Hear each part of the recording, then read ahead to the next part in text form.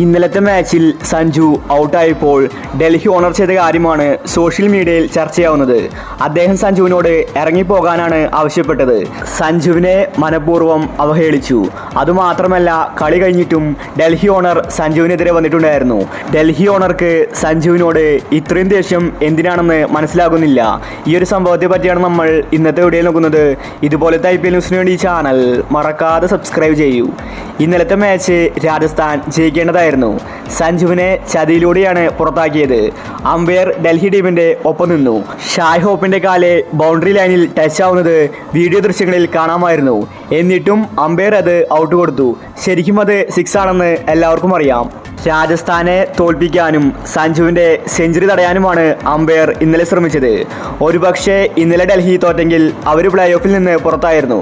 അതുകൊണ്ട് umpire maximum Delhi ഭാഗത്തിൻ്റെ side നിന്നു.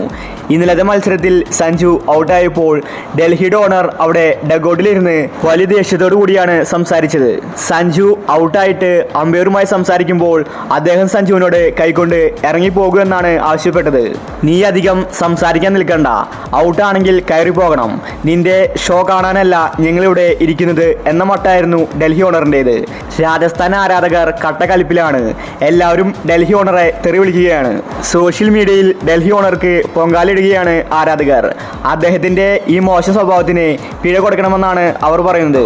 ഒരിക്കലും ഒരു ഓണർ ചെയ്യേണ്ട കാര്യമല്ല ഇന്നലെ ഡൽഹി ഓണർ ചെയ്തത്. സഞ്ജുവിനോട് അത്രയ്ക്കും ദേഷ്യമാണ് അദ്ദേഹത്തിന്. ഒരു താരം ഔട്ടായി പോകുമ്പോൾ ഇങ്ങനെ ഗാലറിയിലിരുന്ന് ഇത്രയ്ക്കും മോശമായ ബിഹേവിയർ കാഴ്ചവെക്കേണ്ട കാര്യമില്ല. സഞ്ജുവിനോട് കയറിപ്പോകാൻ പറയാൻ അദ്ദേഹത്തിന് റൈറ്റ്സ് ഇല്ല.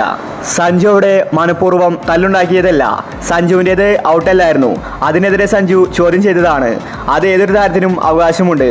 അതിനെ ഡൽഹി ഓണർ അധിക്ഷേപിക്കേണ്ട കാര്യമില്ല. കളി കഴിഞ്ഞിട്ടും ഡൽഹി ഓണർ സഞ്ജുവിനോട് മോശമായിട്ടാണ് പെരുമാറിയത്. അപ്പോൾ ഇതുപോലത്തെ IPL ന്യൂസിന് വേണ്ടി ഈ ചാനൽ മറക്കാതെ സബ്സ്ക്രൈബ് ചെയ്യൂ.